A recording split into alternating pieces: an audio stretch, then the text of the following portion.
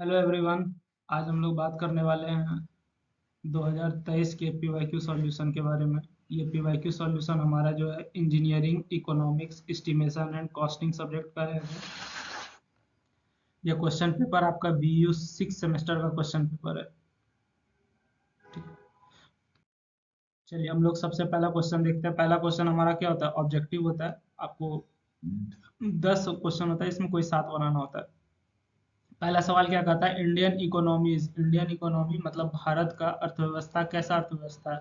Socialist है, Gandhian है, mixed है, फ्री है। तो हमारा देखिए भारत के अंदर जो इकोनॉमिक व्यवस्था है जिसको आप इंडियन इकोनॉमिक सिस्टम कहते हैं वो मिक्स्ड इकोनॉमी है। ठीक है, तो इसका जो बेस्ट पॉसिबल आंसर हो जाएगा वो कौन सा ऑप्शन होगा, 3 नंबर ऑप्शन होगा। ठीक, चलिए अगला क्वेश्चन हम लोग देखते हैं। लेकिन आपको एक बात बताते हैं, अगर आपको किसी भी क्वेश्चन का लगे कि कुछ और आंसर होगा तो आप एक वैलिड प्रूफ के साथ कमेंट सेक्शन में या फिर टेलीग्राम चैनल पे या किसी और माध्यम से हमको बता सकते हैं। अगर किसी भी तरह का चेंजेस होगा तो हम अपना आंसर चेंज कर देंगे। The quantity of sand required for RCC 1:2:4 for 15 cubic metre of work is. आपको कह रहा है कि क्वांटिटी ऑफ सैंड कैलकुलेट करना है, किस कंडीशन में कैलकुलेट करना है। ठीक ना, ये भी देखिए यहाँ पे आपको दिया हुआ है आरसीसी का जो भी हमारा ये मिक्सचर का रेशियो है 1:2:4 है। ठीक है, और आपको इसमें क्या करना है, 15 क्यूबिक मीटर ऑफ वर्क के लिए कैलकुलेट करना है। तो देखिए आपको बताते हैं कैलकुलेशन होगा कैसे। ठीक ना, इसको समझना जरूरी है। जैसे हमारे पास जो फॉर्मूला होता है, तो फॉर्मूला लगाने से पहले आपको एक बात बताते हैं। देखिए दो तरह का कंक्रीट होता है, एक होता है ड्राई कंक्रीट, एक होता है वेट कंक्रीट। एक होता है ड्राई और एक होता है वेट। बात समझ में आ रही है। ठीक ना, तो हमारा जो है approximately 1.52 metre cube of dry concrete जो है चाहिए होता है 1 metre cube of wet concrete के लिए। कितना चाहिए होता है, 1.52 मीटर क्यूब चाहिए होता है। अब देखिए कि इसका सम अगर आप निकालिएगा कितना हो जाएगा, 4 2 6 1 7। ठीक है, इसका सम कितना हो जाएगा, 7 हो जाएगा। तो हमारा जो फाइनल कैलकुलेशन होगा वो हमारा होता है, इसमें से सैंड क्या है, ये बीच वाला है, तो ये हो जाएगा 2/1 + 2 + 4। ये 2 कहाँ से आया आपको बता दिए, 1 + 2 + 4 कहाँ से है ये भी बता दिए। इनटू हमारा वेट और ड्राई में जो रिलेशन है वो कितना है, 1.52। ये डाटा आप याद रखिएगा। ठीक है, इनटू कितना क्यूबिक मीटर दिया हुआ है, तो ये रहा आपका 15 क्यूबिक मीटर दिया हुआ है। बात समझ में आ गई, तो इसको जब आप कैलकुलेट कीजिएगा ये कितना हो जाएगा, 4 2 6 1 7। 2/7 गुना 15 गुना 1.52। इसको जब आप कैलकुलेट कीजिएगा तो ये अप्रॉक्स मेरा जो है 6.51 के अप्रॉक्स आता है। अब अपना मिला के देख लीजिएगा तो मेरे अनुसार आंसर क्या हो जाएगा, 4 हो जाएगा। कैसे बनाए क्वेश्चन ये देख लीजिए कि सबसे पहले हमारा जो है ड्राई और वेट कंक्रीट के बीच में एक रिलेशन होता है, ये 1.52 मीटर क्यूब होता है। ठीक है, और इसको हम लोग कैलकुलेट करने का क्या फॉर्मूला, जैसे 1:2:4 लेते हैं तो इसमें हमारा जो बीच वाला है वो हमारा सैंड होता है। तो सैंड का मात्रा कितना है, तो 2/टोटल टोटल कितना है, 1 + 2 + 4, तो 1 + 2 + 4 हो गया, तो 2/टोटल इंटू ड्राई और वेट की वजह से 1.52 और 15 क्यूबिक मीटर आपको क्वेश्चन में जाते इंटू 15। अब इसके बाद कैलकुलेट कर दीजिएगा, जो आएगा वही आंसर हो जाएगा। समझ गए, तो इसका आंसर हो जाएगा 6.51। ठीक है, आपको अगर कुछ और लगता है तो आप हमको बता सकते हैं कमेंट सेक्शन में या फिर किसी और माध्यम से हमको बता सकते हैं। ठीक ना, और आपको एक बात बताते हैं, आप हमारा जो है डिस्क्रिप्शन जरूर पढ़िए, ये आपके बहुत काम का चीज़ है। वीडियो का डिस्क्रिप्शन में आपको बहुत सारा लिंक मिल जाएगा। ठीक है, तो आप उससे हमारा ग्रुप वगैरह ज्वाइन कर सकते हैं, या फिर अगर किसी भी तरह का चेंजेस होगा आंसर में या किसी भी चीज़ में तो हम वीडियो के डिस्क्रिप्शन में अपडेट कर देंगे। अगला क्वेश्चन क्या कहता है, the rules for measurement of an item are described in. किसी भी आइटम का मेजरमेंट का जो रूल्स है ये कहाँ डिस्क्राइब किया गया है। ठीक है, तो इसमें 4 ऑप्शन है, तो मेरे अनुसार जो सबसे बेस्ट है वो है IS 1200 में डिस्क्राइब किया गया है।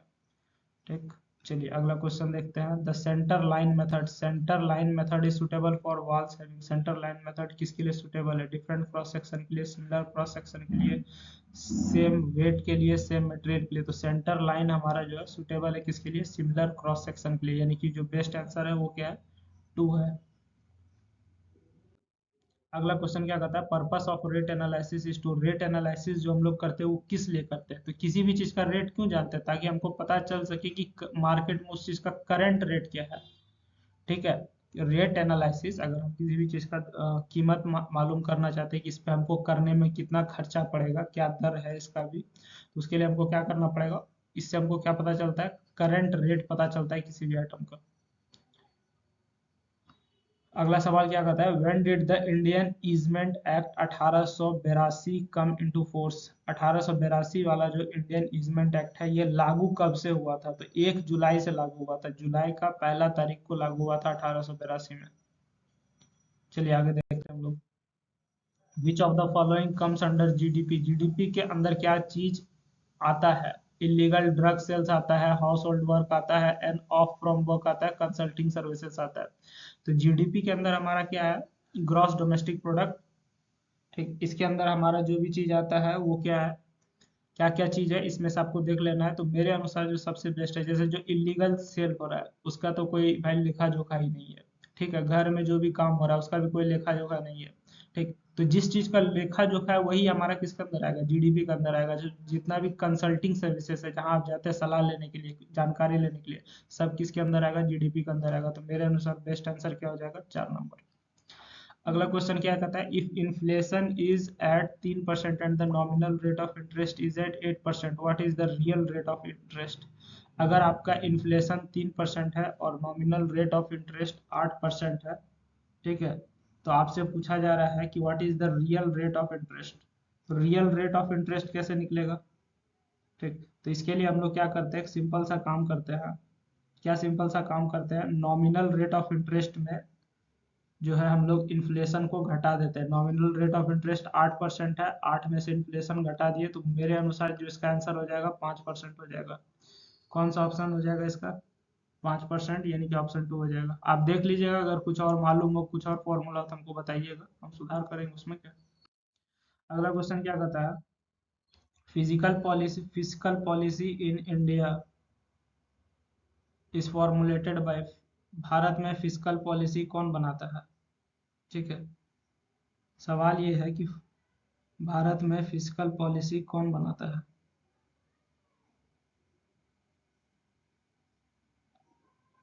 Finance ministry, RBI, SEBI, CSO, कौन बनाता है भाई, तो ये बनाता है फाइनेंस मिनिस्ट्री बनाता है। ठीक ना, ये कौन बनाता है, फाइनेंस मिनिस्ट्री बनाता है।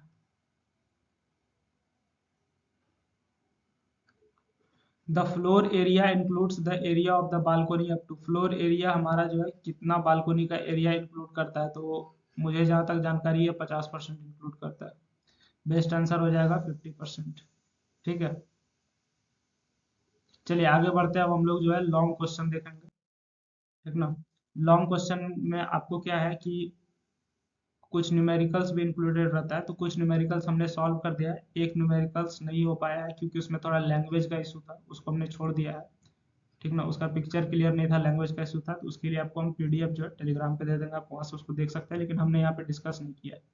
ठीक है, बाकी सारा न्यूमेरिकल्स डिस्कस किया गया है, बाकी हम लोग यहाँ से भी देखते हैं क्या क्या इसमें है।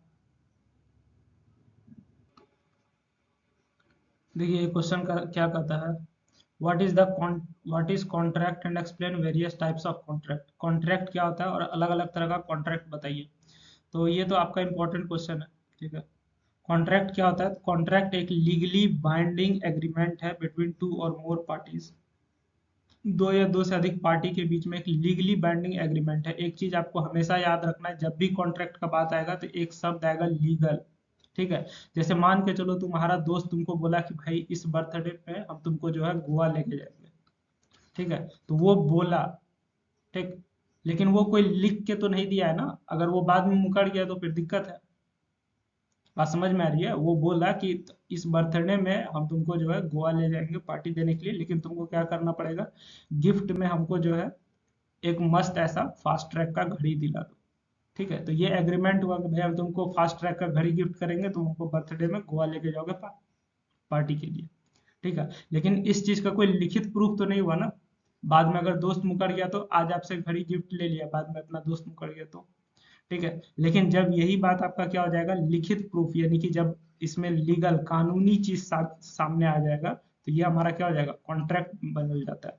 ठीक है, जैसे हम लोग घर बनाते हैं तो हम लोग क्या करते हैं, कॉन्ट्रैक्टर को पकड़ते हैं, कॉन्ट्रैक्टर को पकड़ते हैं, उसको हम लोग पैसा देते हैं कि भाई इतना टाइम में मेरा जो है काम हो जाना चाहिए। ठीक है, और जब हम लोग कॉन्ट्रैक्टर को पकड़ते हैं तो उससे हम लोग क्या करते हैं, पेपर में एग्रीमेंट साइन करवाते हैं। ठीक है, ताकि हमारे साथ ये ना हो कि भाई कल को अगर वो मुकर गया तो इसलिए कॉन्ट्रैक्ट हमारा क्या है, लीगली बाइंडिंग एग्रीमेंट है। लीगली बाइंडिंग एग्रीमेंट, बाइंड मतलब क्या होता है, जोड़ना। ठीक है, लीगली मतलब जो कानूनी तौर पे सही है। बात समझ में आ रही है? तो हमारा जो एग्रीमेंट मतलब राजी करना, जैसे कि दो लोग राजी हुआ ना कि भाई तू हमको ये दोगे तो हम तुमको बदले में वो देंगे। ठीक, तो कॉन्ट्रैक्ट हमारा क्या है, लीगली बाइंडिंग एग्रीमेंट है, जहाँ पे दो लोग राजी होते हैं और उसका एक कागज तैयार किया जाता है जो कि कानूनी रूप से सही होता है। उसी चीज को हम लोग क्या कहते हैं, कॉन्ट्रैक्ट कहते हैं। बिटवीन टू और मोर पार्टीज, दो या दो से अधिक पार्टी हो सकता है, उसमें का हमारा अपना जो है टर्म एंड कंडीशन रहता है। ठीक है, under which the parties agrees to work और प्रोवाइड सर्विसेज। इसमें हमारा एक और चीज है, एक टर्म और कंडीशन होता है। ठीक है ना, अपना अपना नियम कानून होता है कि भाई हम लोग जो है ये शर्त रख रहे हैं, वो शर्त रख रहे हैं, वो भी देखा जाता है। बात समझ में आ रही है? तो इसमें आपको क्या रखना है यार, कॉन्ट्रैक्ट क्या है हमारा, लीगली बाइंडिंग एग्रीमेंट है दो या दो से अधिक लोगों के बीच में, जिसमें हमारा क्या होता है, टर्म एंड कंडीशन होता है। बात समझ में आ रही है? तो कॉन्ट्रैक्ट हमारा क्या होता है, contracts are enforceable by law and if one party fails to meet the obligations the other can take legal action. ठीक है, कॉन्ट्रैक्ट हमारा जो है कानूनी तौर पे सही होता है। अगर एक पार्टी, जैसे कॉन्ट्रैक्ट मिनिमम दो लोगों की, दो पार्टी के बीच में होता है, दो से ज्यादा भी हो सकता है। अगर उसमें से कोई एक पार्टी पलट गया, ठीक है, तो आप उस पर लीगल एक्शन ले सकते हैं। बात समझ गए ना? तो ये हमारा क्या था, पहला पॉइंट था कॉन्ट्रैक्ट के बारे में। अब हम लोग क्या देखेंगे, टाइप्स ऑफ कॉन्ट्रैक्ट देखेंगे। तो सबसे पहला जो टाइप है वो हमारा क्या है, लमसम कॉन्ट्रैक्ट है। लमसम कॉन्ट्रैक्ट क्या होता है, एक तरह का fixed amount is agreed upon the completion of the entire project respect of the actual cost incurred during execution. जैसे मान के चलो तुमको घर बनाना है, ठीक है, तो घर बनाने में तुम्हारा क्या खर्चा आएगा नहीं आएगा वो एग्जैक्ट गिनाएगा नहीं, वो सीधा बोल देगा कि मोटा मोटी आप हमको जो है 10 लाख दे दीजिए, हम आपका घर बना देंगे। वो तुमको रेट नहीं बताएगा कि हमको जो है लकड़ी में कितना पैसा लगा, सीमेंट में कितना पैसा लगा, मजदूर को कितना दिया, वो सब चीज नहीं बताएगा। एक मोटा मोटी तुम अमाउंट दे दिए, ठीक है, तो उसको हम लोग क्या कहते हैं, लमसम अमाउंट कहते हैं। ठीक ना? तो वो हमारा क्या हो गया, लमसम कॉन्ट्रैक्ट। तुम उसको एक बार में एक मोटा सा रकम दे दिए, वो तुमको क्या करेगा, एक्चुअल कॉस्ट के बारे में वो नहीं बताएगा। ठीक है, उसके बाद आता है unit rate contract. Unit rate contract में क्या होता है कि जो भी आपका काम हो रहा है उसके यूनिट के अनुसार हम लोग पैसा देते हैं। ठीक है, जैसे कि मान के चलो हम लोग जो है जो भी काम करेंगे, जैसे हम लोग बिजली का काम कर रहे हैं, ठीक, तो बिजली का काम कर रहे हैं तो हम लोग बोलते हैं ना कि हमारा जो है रनिंग मीटर, कि हमारा तार जो है कितना मीटर जाएगा उसके अनुसार हम पैसा लेंगे। बात समझ में आ रही है? तो हम लोग जो है उसका एक रेट तय कर देते हैं कि इतना मीटर हमारा काम होगा तो उसके अनुसार लेंगे, या फिर इतना क्यूबिक मीटर का काम होगा तो उसके अनुसार लेंगे। एक रेट तय करते हैं और फिर हम लोग कॉन्ट्रैक्ट लेते हैं। ठीक है, अगला हमारा क्या, cost plus contract. Cost plus contract में क्या होता है, the contractor is paid for all construction related cost plus a fixed percentage for profit. जितना भी हमारा कंस्ट्रक्शन रिलेटेड काम है उसके लिए उसको जो भी खर्च आएगा वो खर्च दे दिया जाएगा, और इसको अलग से एक परसेंटेज दिया जाएगा। जैसे मान के चलो घर बनाने में 10 लाख लगा, ठीक है, ठीक, और कॉन्ट्रैक्टर बोला है हमको अलग से जो है 5% पैसा चाहिए मेरा प्रॉफिट के रूप में। तो 10 लाख जो खर्चा आया उस पे तुम लोग क्या करोगे, 10 लाख का 5% पहले निकालोगे, उसके बाद इसको क्या करोगे, कॉन्ट्रैक्टर को पैसा दोगे। अगर कॉन्ट्रैक्टर बोलता है हमको 7% चाहिए तो 10 लाख का 7% निकालोगे, उसके बाद जो उसका प्रॉफिट होगा वो उसको दोगे। मतलब जो भी हमारा खर्चा आएगा, खर्चा का अलावा हम लोग अलग से एक परसेंटेज तय करते हैं, उस परसेंटेज के अनुसार कॉन्ट्रैक्टर को पैसा दिया जाता है। बात समझ गए? चलिए अगला देखिएगा। अगला हमारा क्या है, time and material contract. Time and material contract में हमारा जो है पैसा किस अनुसार दिया जाता है, टाइम स्पेंट, कितना टाइम लग रहा है आपको काम करने में। ठीक है, पूरे प्रोजेक्ट में काम करने में कितना टाइम लग रहा है, और मटेरियल का क्या खर्चा आ रहा है उसके अनुसार पैसा दिया जाता है। ठीक, अगर मटेरियल महंगा है तो आपको ज्यादा पैसा मिलेगा, अगर मटेरियल सस्ता है तो आपको कम पैसा मिलेगा। बात समझ गए? तो ये हमारा हो गया कॉन्ट्रैक्ट और उसका टाइप हो गया। अगला क्वेश्चन क्या कहता है, define tender and discuss important points to be included in the tender notice. Tender क्या होता है वो बताइए, और उसमें क्या क्या इंपॉर्टेंट पॉइंट हमको जोड़ा जाना चाहिए कोई भी टेंडर नोटिस में, ये भी बताना आपको। तो सबसे पहला बात, टेंडर होता क्या है? तो टेंडर एक तरह का invitation of to contractors to bid for the supply of goods और services for specific project. The process ensures transparency and competitiveness. जैसे कि मान के चलो हम लोग को क्या करना है कि हमारे कॉलेज में जो है, जैसे कि कॉलेज में क्या करना है, मेस का फैसिलिटी देना है। ठीक है, तो मेस फैसिलिटी देना है, तो उसके लिए हम लोग क्या करते हैं, टेंडर निकालते हैं। ठीक, कि हमारा जो है कि हमारे कॉलेज में मेस लगने वाला है, कौन कौन इसमें इंटरेस्टेड है। जो भी इंटरेस्टेड है उसको ओपन आना पड़ेगा, ट्रांसपेरेंसी मतलब उसका सारा काम ओपन रहेगा, कोई गुप्त नहीं कि इसको हम अच्छा मानते हैं तो हम इसको टेंडर दे देंगे, ऐसा काम नहीं है। सारा ओपन सिस्टम रहेगा, उसको बुलाया जाएगा, सब लोग अपना अपना खाना दिखाएगा। ठीक है, खाना का क्वालिटी बताएगा, अपना एक्सपीरियंस देगा कि हम इस जगह पे खाना सप्लाई कर रहे हैं, आप क्वालिटी चेक कर सकते हैं। ठीक है, वो बोलेगा कि हम इतना सस्ता में काम कर देंगे, हम इतना पैसा लेंगे, वो सारा चीज वो बताएगा। ठीक ना, और फिर उसको जो है कॉन्ट्रैक्ट दे दिया जाएगा। तो यहाँ पे टेंडर में हम लोग क्या करते हैं, एक तरह का इनविटेशन देते हैं, किसको, कॉन्ट्रैक्टर को। ठीक है, कॉन्ट्रैक्टर मतलब वो कॉन्ट्रैक्टर वो इंसान है जो कि आपका कोई भी रिक्वायरमेंट को फुलफिल करेगा। जैसे हमको मेस के लिए कॉन्ट्रैक्टर चाहिए, तो जो भी मेस का ठेकेदार है, जो भी लोग मेस चलाता है, वो लोग आएगा यहाँ पे, आके उसको हम लोग बुलाएंगे। हम लोग जो उसको बुलाएंगे उसी चीज को हम लोग क्या कहते हैं, टेंडर कहते हैं। ठीक है, important points to be included in the tender notice. तो टेंडर नोटिस हमारा क्या हो जाएगा, हम लोग जो इनविटेशन भेजते हैं किसको, कॉन्ट्रैक्टर को। कॉन्ट्रैक्टर मतलब जो भी हमारा काम करने वाला है, तो हम लोग जो भी इनविटेशन नोटिस भेजेंगे वो हमारा क्या कहलाएगा, टेंडर नोटिस कहलाता है। ठीक है, तो आप देखिएगा न्यूज़पेपर सब पढ़िएगा तो डेली कुछ ना कुछ टेंडर रहेगा। सरकार को कोई भी काम कराना होता है तो वो टेंडर निकालता है। हमको रोड बनवाना है, उसके लिए टेंडर निकालेंगे। बिल्डिंग का निर्माण करना है, पेंटिंग करना है, सबके लिए क्या निकलेगा, टेंडर निकलेगा। तो इसमें हमारा सबसे पहले क्या रहता है, प्रोजेक्ट डिस्क्रिप्शन रहता है। ठीक है, कि हमारा जो भी काम है उसको हम लोग जो है शॉर्टकट में बता देते हैं कि हमारा मेन काम क्या है। ठीक, तभी ना लोग इंटरेस्ट दिखाएगा कि हाँ भाई हम ये काम कर सकते हैं कि नहीं कर सकते। दूसरा क्या है, सबमिशन डेट। ठीक है, उसमें बताया जाता है कि आपको टेंडर सबमिट करने का लास्ट डेट क्या है। ठीक है, सबसे पहले आपको काम बताना पड़ेगा, हम किस काम के लिए टेंडर निकाल रहे हैं। टेंडर का फॉर्म भरने के लिए कि हाँ हम इसमें इंटरेस्टेड हैं, उसके लिए लास्ट डेट क्या है वो आपको बताना पड़ेगा। तीसरा चीज आपको क्या बताना पड़ेगा, एलिजिबिलिटी क्राइटेरिया बताना पड़ेगा।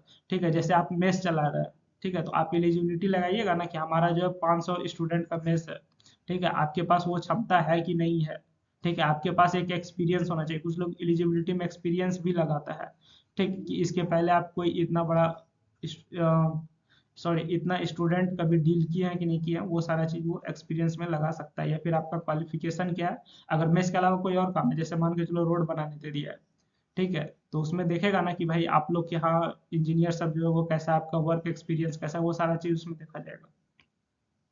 उसके बाद टर्म एंड कंडीशन भी उसमें रहता है। ठीक है, टर्म एंड कंडीशन में मतलब आपको कोई भी अगर नियम कानून या शर्त बताना है कि भाई हम जो काम करवा रहे हैं उसमें ऐसे ऐसे होना चाहिए, तो वो सब इसमें आप डाल सकते हैं। Documents required. ठीक है, जैसे कि आप मान के चलिए अगर किसी को टेंडर दीजिएगा तो उसका कुछ डॉक्यूमेंट्स हम लोग चेक करते हैं, जैसे उसके पास लाइसेंस है कि नहीं, फाइनेंशियल रिकॉर्ड क्या है। ठीक है, कि कहीं मतलब पिछले बार अगर वो बंदा किसी और जगह ये काम कर रहा था तो वहाँ पे उसके साथ कुछ गलत तो नहीं करके आया गया। ठीक है, वो सारा चीज हम लोग इसमें देख लेते हैं। चलिए, और साथ में हम लोग क्या देखते हैं, सिक्योरिटी डिपॉजिट भी हमारा होना चाहिए। ठीक, मान के चलो अगर कल को तुम उसको टेंडर दे दिया और टेंडर मिलने के बाद वो जो है भाग गया। ठीक है, तो उसको क्या करना पड़ेगा, अर्नेस्ट मनी जो है वो डिपॉजिट करना पड़ता है। ठीक, ताकि वो क्या हो कि कल को अगर उसको टेंडर मिल गया तो वो भागे नहीं, क्योंकि उसका पैसा फंसा हुआ है। ठीक है, और जो लोग को टेंडर नहीं मिलता है बाद में ये पैसा उसको क्या किया जाता है, लौटा दिया जाता है। बात समझ गए ना, तो हम लोग जो है सिक्योरिटी डिपॉजिट भी लेते हैं। तो हमारा कोई भी टेंडर में, टेंडर नोटिस में मिनिमम क्या क्या होना चाहिए, प्रोजेक्ट डिस्क्रिप्शन क्या काम है वो आपको सही से बताना है, कब तक आप अपना सबमिट कर सकते हैं। ठीक है, वो बता देना है। एलिजिबिलिटी क्राइटेरिया मतलब आपका क्या एक्सपीरियंस होना चाहिए, आपको क्या क्या रिक्वायरमेंट होना चाहिए वो सब बता दीजिएगा। टर्म एंड कंडीशन, आपका नियम शर्त जो है वो भी बता देना पड़ेगा आपको। ठीक ना, जैसे अगर मेस का टेंडर हुआ है तो उसमें हम लोग टर्म एंड कंडीशन देंगे ना कि भाई अगर मेरा बच्चा अनलिमिटेड खाना चाहता है तो आप उस पर रोक नहीं लगा सकते हैं। ठीक है, जैसे कुछ लोग मेस वाला क्या कहता है कि हम लिमिटेड खिलाएंगे। ठीक, उसके बाद डॉक्यूमेंट रिक्वायर्ड, जैसे कि अगर कोई ये मेस का आदमी है तो उसके पास क्या बचे, लाइसेंस होना चाहिए, फूड का लाइसेंस वगैरह होना चाहिए कि हम लोग खाना सही से खिलाते हैं, वो सारा चीज उसमें देख लीजिएगा अपना। ठीक है, और लास्ट में हम लोग क्या देख लेंगे, सिक्योरिटी डिपॉजिट देख लेंगे। ये सब रिक्वायरमेंट देखा जाएगा टेंडर में। अगला क्वेश्चन देखते हैं। अगला क्वेश्चन क्या कहता है, discuss various reasons for rejection of the lowest tender. Lowest tender का रिजेक्शन का अलग अलग कारण बताइए। ठीक है, लोएस्ट टेंडर का रिजेक्शन का क्या क्या कारण हो सकता है, हम लोग जो है वहां पे देखते हैं। रिजेक्शन मतलब क्या होता है, नकारना। रिजेक्शन मतलब क्या हो गया, नकारना। किसी भी चीज को हम लोग अगर इग्नोर कर रहे हैं तो किस किस कारण से इग्नोर कर रहे हैं। ठीक है, non compliance with the specifications if the tender does not meet the technical specification required for the project. ठीक, अब कोई कह रहा है कि हम लोग जो है सस्ता में काम कर देंगे, तो कोई काम अगर सस्ता में करेगा स्वाभाविक है वो क्वालिटी खराब दे सकता है। बात समझ में आ रही है। जैसे अगर तुम्हारा मेस का टेंडर निकलता है, ठीक ना, मेस का टेंडर निकलता है, कोई बोलता है कि हम जो है 3,000 में खिलाएंगे। अगर कोई कहेगा कि हम 1,000 में ही, ठीक है, 2 टाइम खिला देंगे, तो स्वाभाविक है भाई 1,000 में 2 टाइम कैसे खिला सकता है, स्वाभाविक है क्वालिटी खराब करेगा। हाँ, समझ में आ रही है।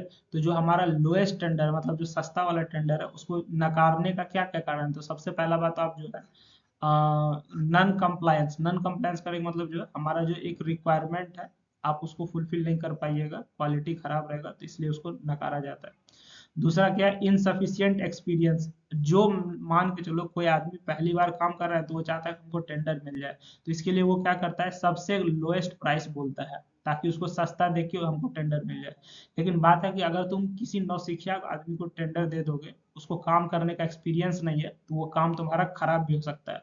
तो इसलिए अगर उसको एक्सपीरियंस कम है और उसके बावजूद वो लोएस्ट टेंडर डाल रहा है, तो हम लोग उसको क्या करेंगे, रिजेक्ट कर देंगे। ठीक ना, मतलब हमको पैसा नहीं बचाना है, ताकि काम खराब हो जाएगा तो कोई फायदा थोड़ी है। अगला पॉइंट क्या है, अनरियलिस्टिक प्राइसिंग। ठीक, अगर हम लोग टेंडर को जो ला रहे हैं उसको अगर रिजेक्ट किया जा रहा है, मतलब जो सस्ता वाला टेंडर है उसको हम लोग रिजेक्ट कर रहे हैं, तो उसमें हम लोग किसकी वजह से कर रहे हैं, अनरियलिस्टिक प्राइसिंग। अनरियलिस्टिक प्राइसिंग क्या मतलब हो गया, जैसे अभी आपको बोले ना कि 1,000 में हम लोग 2 टाइम खाना खिला देंगे, तो ये भाई संभव ही नहीं है। ठीक है, कोई मेस में ये पॉसिबल ही नहीं कि 1,000 में वो 2 टाइम खाना खिला दे। चलिए अगला देखते हैं हम लोग, फाइनेंशियल इनस्टेबिलिटी। ठीक है, अगर मान के चलो हम लोग किसी भी कंपनी को टेंडर दे रहे हैं और उसके पास पैसा ही नहीं है खुद का, ठीक ना, तो फिर वो आपका क्या करेगा, प्रोजेक्ट खराब कर सकता है। जैसे मान के चलो हम किसी कंपनी को बोल दिए कि भाई ये रोड बनाना है, इसका रिपेयरिंग का काम तुमको दे दिया, अब उसके पास पैसा ही नहीं सही से, ठीक है, तो वो क्या कर सकता है, या फिर उसका पैसा का कंडीशन खराब चल रहा है। जैसे मान के चलो वो जो है रोड 2 जगह बना रहा है, मान के चलो एरिया ए में रोड बना रहा है, एरिया बी में रोड बना रहा है, ठीक ना। अब बी वाला टेंडर उसको मिला है ए में काम करने के लिए, उसके पास पैसा ही नहीं है, तो क्या करेगा, बी का पैसा उठा के ए में डाल देगा, उसका फाइनेंस का कंडीशन खराब है, इस चक्कर में आपका बी का भी काम खराब हो जाएगा, है कि नहीं। तो हम लोग को ध्यान रखना है कि उसके पास पैसा उसा का कंडीशन ठीक ठाक है ना, अगर पैसा का उसको अगर बहुत ज्यादा तंगी है तो वो आपका काम खराब कर सकता है, क्योंकि पैसा का रिक्वायरमेंट एक जगह से लेकर दूसरे जगह डालेगा तो फिर आपका क्या क्या होगा, खराब हो जाएगा। लास्ट में हम लोग क्या देखेंगे, इनकम्प्लीट डॉक्यूमेंटेशन। अगर उसका कागजी काम सही से नहीं हुआ है, ठीक है, मान के चलो कोई आदमी सस्ता में काम क्यों कर रहा है, तो कहीं हो ना कोई कुछ ना कुछ झोल भी हो सकता है, तो आपको वो देख लेना है कि कहीं उसका डॉक्यूमेंटेशन कागजी काम में कोई झोल झाल तो नहीं है। राइट शॉर्ट नोट्स ऑन, आपको यहाँ पे शॉर्ट नोट्स लिखना था इस क्वेश्चन में, तो सबसे पहला आपका क्या था, impact of monetary and physical policy on economy. बात समझ में आ रही है। जैसे कि हमारा जो है इकोनॉमी मतलब क्या हो गया, अर्थव्यवस्था। ठीक, जैसे हम लोग पैसा से रिलेटेड या फिजिकल पॉलिसी फाइनेंस से रिलेटेड कोई नियम कानून अगर देश में लागू करते हैं तो इसका क्या असर पड़ता है, इम्पैक्ट मतलब क्या असर पड़ता है। जब हम लोग पैसा या फिर फाइनेंस से रिलेटेड कोई भी नियम कानून देश में लाते हैं तो इसका हमारा जो है क्या असर पड़ता है, इसके बारे में आपको क्या करना है, एक शॉर्ट नोट्स लिखना है। ठीक है, तो मॉनेटरी पॉलिसी हमारा क्या करता है, monetary policy involves controlling the money supply and interest rates by the central bank to influence inflation, unemployment and economic growth। Monetary policy आपका क्या क्या कंट्रोल करता है, इन्फ्लुएंस, ये इन्फ्लेशन मतलब महंगाई, अनएम्प्लॉयमेंट बेरोजगारी और इकोनॉमिक ग्रोथ, ये सारा चीज कंट्रोल करता है। ठीक है, तो मॉनेटरी पॉलिसी में हमारा क्या आता है कि हम लोग पैसा का सप्लाई देते हैं और एक इंटरेस्ट रेट तय करते हैं। ठीक है, ताकि ये सब कंट्रोल में रहे। जैसे मान के चलो अगर बैंक जो है तुमको लोन देता है तो वो किसके तहत लोन देता है, मॉनेटरी पॉलिसी के तहत लोन देता है, ताकि तुमको लोन मिले और तुम अपना कोई रोजगार स्टार्ट कर सको। बात समझ में आ रही है। मॉनेटरी पॉलिसी हमारा क्या है, मॉनेटरी पॉलिसी के तहत हम लोग जो है पैसा डालते हैं ताकि हमारा इन्फ्लेशन, अनएम्प्लॉयमेंट और इकोनॉमिक ग्रोथ हमारा क्या हो, कंट्रोल में रहे। बात समझ में आ रही है। जैसे तुम देखा होगा, अगर तुमको ध्यान में नहीं है, कोविड जिस समय आया था तो उस समय हमारा जो है सरकार ने कुछ पैसा दिया था ताकि हमारा जो भी इन्फ्लेशन है, महंगाई बढ़ रहा है, वो सब चीज को हम लोग कंट्रोल कर सके। बात समझ में आ रही है। तो मॉनेटरी पॉलिसी ये हो गया। उसके बाद फिस्कल पॉलिसी का क्या काम है? Fiscal policy refers to government spending and taxation decision to manage economic activity. देखिए, अगर सरकार हमारा जो है कि जो भी बजट बनाता है, हम इतना पैसा रोड पे खर्च करेंगे, इतना पैसा शिक्षा पे खर्च करेंगे, इतना पैसा स्वास्थ्य पे खर्च खर्च करेंगे, हम जो है आम आदमी से इतना टैक्स लेंगे, जिसका इनकम ज्यादा है उससे 30% टैक्स लेंगे, ये सब जो भी नियम कानून बनाता है वो सब किस में आता है? फिस्कल पॉलिसी में आता है। ठीक है। मॉनेटरी पॉलिसी हमारा क्या हो गया? इन्फ्लेशन, महंगाई, अनएम्प्लॉयमेंट, बेरोजगारी और इकोनॉमिक ग्रोथ की, देश का ग्रोथ कैसे होगा, वो सब चीज तय करता है मॉनेटरी पॉलिसी। ठीक है। और हम जो है सरकार का जो भी बजट है, कहाँ कितना पैसा खर्च करना और किससे कितना टैक्स लेना, वो किस में आता है? फिस्कल पॉलिसी में आता है। ठीक है। और ये दोनों अगर दोनों मिल जाए together, this policies stabilise the economy by addressing inflation, stimulating demand, controlling excessive economic growth. और अगर दोनों चीज मिल जाए, फिस्कल पॉलिसी और मॉनेटरी पॉलिसी दोनों मिल जाए, तो इससे हमारा क्या होगा? इकोनॉमिक ग्रोथ होगा, और जो भी डिमांड सप्लाई है, महंगाई है, वो सब कंट्रोल में रहेगा। ठीक ना। And expansionary monetary policy, for example lower interest rate to encourage borrowing, while fiscal policy में increase government spending to boost demand. जैसे कि मान के चलो कि अगर तुम चाहते हो कि अनएम्प्लॉयमेंट, बेरोजगारी को हम लोग कंट्रोल करें, तो ठीक है, तो गवर्नमेंट क्या कर सकता है? लो इंटरेस्ट रेट दे सकता है।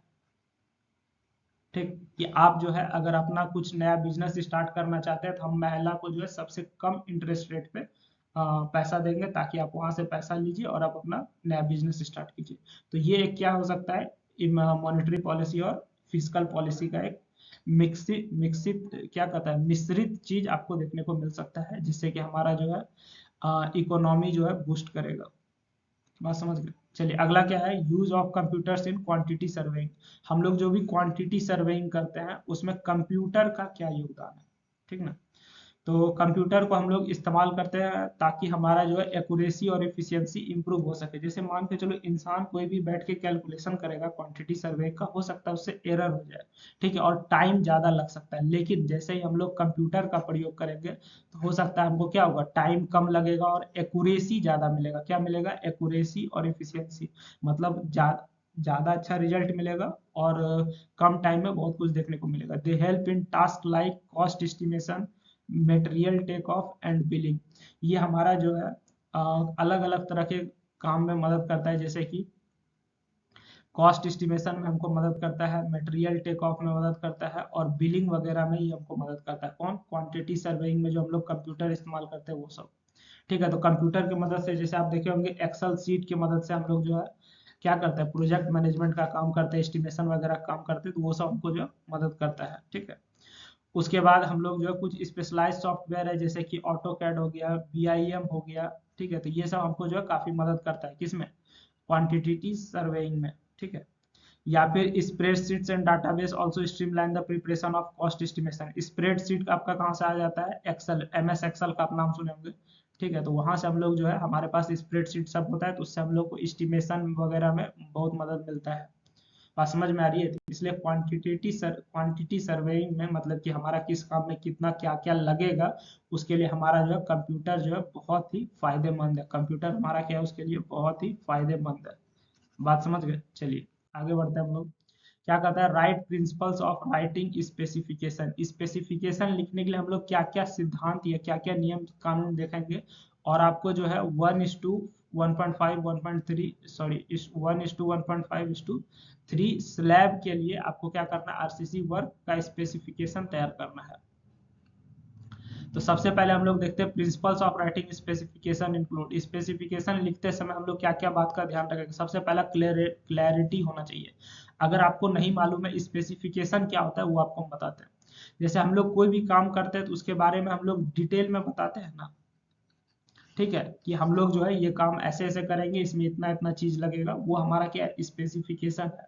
ठीक है। जैसे मान के चलो, अगर तुमको प्लास्टर का काम करना है, दीवार को प्लास्टर करना है, ठीक है, दीवार को जब हम प्लास्टर करेंगे, तो उसमें हम बताएंगे ना हमारा सीमेंट कितना लगेगा, ठीक है, सैंड कितना लगेगा, ठीक, और क्या एक लेयर देना है कि दो लेयर देना है, उसके बाद प्लास्टर करने के बाद पानी कितना देना है उसके ऊपर, ठीक है, क्यूरिंग जिसको तुम कहता है।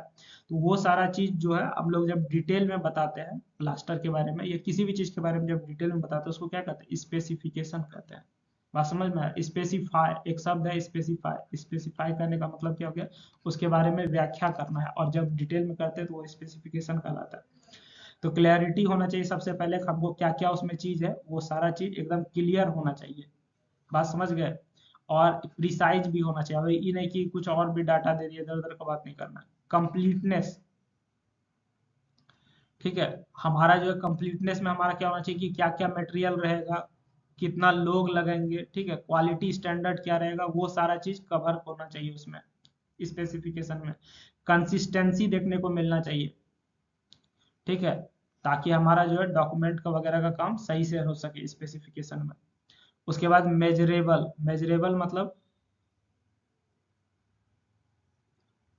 हमारा काम जो है सही से हो जाना चाहिए और उसको हम लोग देख रेख सही से कर सकते हैं। बात समझ में आ रही है? जैसे हम लोग प्लास्टर का काम जो दिए कर रहे हैं, तो उसमें हम लोग एक सही से स्पेसिफिकेशन तैयार करेंगे तो हमको पता चल जाएगा हमको प्लास्टर करने में कितना मटेरियल लगेगा, मटेरियल का जो भी क्वांटिटी है वो हमको पता चल जाएगा। ठीक है, हम लोग क्या कर सकते हैं, मटेरियल का क्वांटिटी मेजर कर सकते हैं। ठीक ना, अगर हमको प्लास्टर में हमको मालूम चल गया कि हमारा जो है सीमेंट 10 बोरा लगने वाला है और आपको कॉन्ट्रैक्टर क्या कर रहा है कि नहीं सीमेंट जो है 15 बोरा लग गया, तो आपको तो पहले से मालूम है, स्पेसिफिकेशन में आप देखे 10 बोरा सीमेंट लगेगा। ठीक ना, तो स्पेसिफिकेशन में ये सारा चीज मेंशन होना चाहिए। क्या क्या मेंशन होना चाहिए? सबसे पहले तो स्पेसिफिकेशन क्लियर होना चाहिए, ठीक है, उसमें कुछ भी छूटना नहीं चाहिए। कंप्लीटनेस मतलब उसमें जो भी डिटेल हो सारा चीज हो, मटेरियल कितना लगेगा, कितना लोग लगेंगे, ठीक है, क्या क्या क्वालिटी स्टैंडर्ड होगा, वो सारा चीज होना चाहिए। ठीक है, मेजरेबल भी होना चाहिए। मेजरेबल मतलब कि हम लोग उसको चेक वेक कर सकते हैं, तो ये सारा चीज में होना चाहिए। उसके बाद क्वेश्चन में हमको स्पेसिफिकेशन लिखने का रहा है, तो स्पेसिफिकेशन कैसे लिखेंगे आइए आपको हम बताते हैं। रेशियो याद रखिएगा 1:1.5:3। ये रेशियो जो है अभी प्रेजेंट में यही रेशियो चलता है, पहले कुछ और रेशियो चलता था, अभी यही रेशियो चलता है। तो स्लैब के लिए स्पेसिफिकेशन लिखेंगे तो हम लोग इसमें पहले बताते हैं कि हमारा मटेरियल क्या क्या लगेगा। अभी तुरंत बताया कि आपको मटेरियल मेंशन करना पड़ेगा। तो स्लैब को ढालने के लिए हमको सीमेंट चाहिए, सैंड चाहिए, एग्रीगेट वगैरह चाहिए, ठीक है, और इसको किस रेशियो में मिलाएंगे, तो 1:1.5:3 इस रेशियो में सीमेंट, सैंड और एग्रीगेट को मिला देंगे। ठीक है, कि जैसे अगर हमको मिक्सचर तैयार करना है ना, तो मिक्सचर में हम लोग सीमेंट कितना लेंगे, तो अगर सीमेंट का मात्रा 1 लेंगे तो सैंड का मात्रा आपको 1.5 लगना है। ठीक है, तो इस तरीके से हम लोग जो है अपना यहाँ पे तय कर देंगे। चलिए, उसके बाद हमारा क्या कहता है कि हम लोग जो है सीमेंट कौन सा लेंगे, तो सीमेंट के बारे में आप बता दीजिए। तो हम लोग जनरली ओपीसी 43 ग्रेड लेते हैं जनरल कंस्ट्रक्शन के लिए, और इसका डिटेल आपको मिल जाएगा IS 8112 में मिल जाएगा। एग्रीगेट का अगर बात किया जाए तो 20 mm साइज का हम लोग गिट्टी लेंगे, तो वो भी मटेरियल के बारे में बता दिए। वाटर, ठीक है, ये सबसे इंपॉर्टेंट है कि हम लोग जो भी पानी डालेंगे उसमें इम्प्योरिटीज नहीं होना चाहिए, गंदगी नहीं होना चाहिए, मतलब साफ पानी डालने की कोशिश करेंगे। ठीक है, मिक्सिंग में हम लोग देखेंगे कि हमारा जो है मिलाने के बाद 30 मिनट के अंदर हम लोग जो है उसको प्रॉपर जगह तक पहुंचा दें। ठीक, उसके बाद और लास्ट में हम लोग क्या देखेंगे, क्यूरिंग। तो क्यूरिंग मिनिमम 7 दिन तक आपको पानी पटाना पड़ेगा स्लैब में। स्लैब ढालने के बाद आपको जो है मिनिमम 7 दिन तक आपको उस पर डेली पानी डालना पड़ेगा। ऐसे तो नियम कहता है 28 दिन तक डालिए, लेकिन कम से कम आपको 7 दिन देना पड़ेगा। बात समझ गए? चलिए, तो ये हमारा स्पेसिफिकेशन हो गया। अगला क्वेश्चन देखते हैं। What is managerial economics? Managerial economics क्या है? Briefly explain the techniques of managerial economics. इसका टेक्निक आपको बताना है, किसका? मैनेजेरियल इकोनॉमिक्स का। मैनेजेरियल इकोनॉमिक्स क्या है? इकोनॉमिक्स मतलब हो गया अर्थव्यवस्था, ठीक है, जहाँ पे रुपया पैसा का लेन देन वगैरह होता है, वो आपका इकोनॉमिक्स हो गया। मैनेजेरियल एक शब्द आता है, मैनेजेरियल। मैनेजेरियल कहने का मतलब जो है उसको हम लोग यूटिलाइज कर सके और हर किसी का फुलफिलमेंट रिक्वायरमेंट फुलफिल हो सके। ठीक ना, मतलब मनी को सही से यूटिलाइज कर सके और हर किसी का क्या हो सके, रिक्वायरमेंट फुलफिल हो सके। ठीक, तो मैनेजेरियल इकोनॉमिक्स क्या है आइए हम लोग समझते हैं। Managerial economics is the application of economic theory. मतलब आप इकोनॉमिक्स में जो भी थ्योरी पढ़ते हैं, उसके बारे में जो भी जानते सीखते हैं, ठीक है, उसका सिद्धांत जो भी है उसको हम लोग लगाते हैं और क्या करते हैं, डिसीजन मेक करते हैं किसी भी बिजनेस मैनेजमेंट में। ठीक ना, जैसे हमको कोई बिजनेस चलाना है तो उसमें हम लोग क्या करेंगे, इकोनॉमिक्स का जो भी नियम कानून है उसको हम लोग पढ़ेंगे और उसको वहां पे हम लोग लगाएंगे। अब इससे हमारा क्या होगा कि रिसोर्स एलोकेशन, प्रोडक्शन और प्राइसिंग और स्ट्रेटजी में हमको मदद मिलेगा। ठीक है, इसका आपको मैनेजेरियल इकोनॉमिक्स का एक छोटा सा एग्जांपल से आपको हम समझाना चाहेंगे मैनेजेरियल इकोनॉमिक्स क्या है। ठीक, जैसे कि हमारा रिसोर्स एलोकेशन का बात है। ठीक, जैसे मान के चलो तुम्हारा जो है रोड बन रहा है, तो रोड में हम लोग क्या डालते हैं, एग्रीगेट डालते हैं, गिट्टी जिसको तुम कहता है।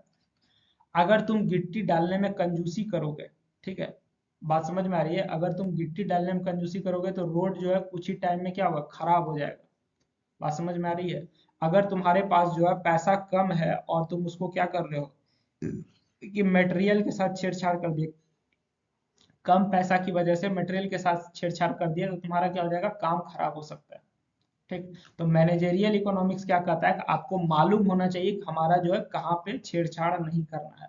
ठीक है, कैसे आपको सिस्टम को मैनेज करना है। जैसे मान के चलो पैसा कम है, ठीक ना, तो कोई बात नहीं, पैसा कम है, कोई बहुत बड़ा इशू नहीं है, लेकिन आपको क्या करना है, सिस्टम मैनेज करके चलना है। आपको मटेरियल में कहाँ पैसा लगाना नहीं लगाना वो सही तरीके से आपको मालूम होना चाहिए।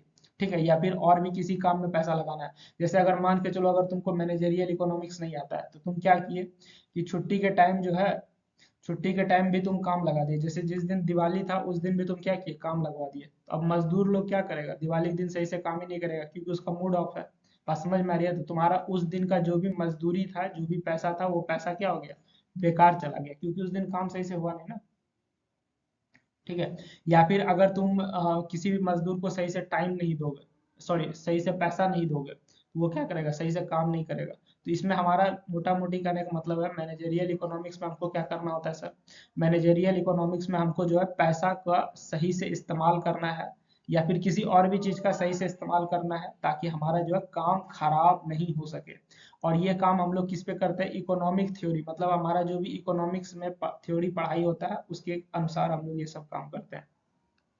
चलिए अगला हमारा क्या है, टेक्निक्स इंक्लूडिंग इंक्लूडेड। अब मैनेजेरियल इकोनॉमिक्स में हमारे पास क्या क्या टेक्निक है ताकि हमारा काम खराब नहीं हो सके। ठीक है, ताकि हमारा जो भी अर्थव्यवस्था का काम है वो काम खराब ना हो सके, उसके लिए हमारे पास क्या क्या टेक्निक है, क्या क्या करना चाहिए। तो सबसे पहले डिमांड एनालिसिस करना चाहिए। ठीक है, understanding and predicting customer behaviour. आपका जो भी कस्टमर है उसका क्या क्या रिक्वायरमेंट है, उसको क्या चाहिए, उसका आपको डिमांड अच्छे से समझना है। ठीक। जैसे मान के चलो तुम किसी गांव में रोड बना रहे हो, ठीक ना, तुम गांव में जो है किसी गांव में क्या कर रहे हो, रोड बना रहे हो। अगर वहां का लोग चाहता है कि हमारा रोड जो है क्या रहे, हमारा रोड जो है बहुत मजबूत रहे, ठीक है, तो तुम उसका डिमांड समझ गए, तो अब तुम उसमें क्या करोगे, मजबूती पे काम करोगे। गांव वाला क्या चाहता है कि 2 किलोमीटर कम ही सड़क बने, ठीक है, लेकिन मजबूत बने। बात समझ में आ रही है? तो उसका डिमांड क्या है कि 2 किलोमीटर कम बने लेकिन क्या बने, मजबूत बने। तो तुम क्या करोगे, मजबूती पे ध्यान दोगे। ठीक है। अगर किसी गांव का रिक्वायरमेंट है कि हमारे जो है पूरे गांव में सड़क बन जाए लेकिन मजबूत नहीं बने तो कोई दिक्कत नहीं, तो तुम क्या करोगे, पूरा गांव को कवर करने का कोशिश करोगे। बात समझ में आ रही है? तो हमको क्या करना है, डिमांड एनालिसिस, मतलब जहाँ पे हम लोग काम कर रहे हैं तो वहाँ का क्या डिमांड है उसको समझना जरूरी है। चलिए अगला क्या है, कॉस्ट एनालिसिस। कॉस्ट एनालिसिस में हम लोग क्या करते हैं, खर्चा देख लेते हैं कि भैया जो भी उसका डिमांड है उसमें क्या खर्चा आने वाला है। बात समझ में आ रही है? जैसे कि अगर किसी गांव में रोड बनाना है, अगर मजबूती ज्यादा चाहिए, स्वाभाविक है मटेरियल बढ़िया क्वालिटी का लगाओगे तो खर्चा ज्यादा आएगा। ठीक है, तो गांव वाला कह रहा है ना कि आप 2 किलोमीटर कम रोड बनाइए, कोई दिक्कत नहीं हमको, लेकिन आप मजबूती के साथ बनाइए जितना बनाइएगा। ठीक, तो स्वाभाविक है तुम कॉस्ट एनालिसिस कर लिया, ठीक है मेरे पास जितना पैसा है उसके अनुसार हम 2 किलोमीटर कम रोड बना देंगे, लेकिन आपका जितना भी बनेगा अच्छा से बनेगा।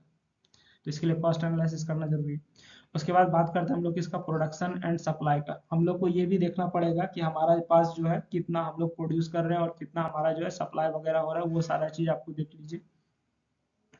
इसके साथ साथ आपको प्रॉफिट मैक्सिमाइजेशन भी देखना है। ठीक ना, जैसे अगर तुम कोई भी चीज को मैनेज कर रहे हो, बात समझ में आ रही है, तुम जैसे तुम कॉलेज में ही बहुत तरह का एक्टिविटी मैनेज करते हो, तो अपना भी तो प्रॉफिट देखते हो कि नहीं। ठीक है, जैसे मान के चलो तुमको कोई अथी कोई काम दे दिया गया, ठीक है, तो उसमें तुम अपना प्रॉफिट पहले ही कैलकुलेट कर लेते हो कि भाई हम ये जो काम करेंगे इसमें हमको क्या फायदा होने वाला है। उसी तरीके से आपको अगर कोई मैनेजमेंट के पोस्ट पे बैठाया गया तो आपको दिखाना पड़ेगा ना कि आपके इस पोस्ट पे बैठाने से कंपनी को क्या फायदा हो रहा है। जैसे तुम रोड बना रहे हो, ठीक है, तो रोड बना रहे हो बात सही है, लेकिन कंपनी को भी तो कुछ प्रॉफिट होना चाहिए ना, फायदा नहीं होगा तो वो रोड क्यों बनाएगा।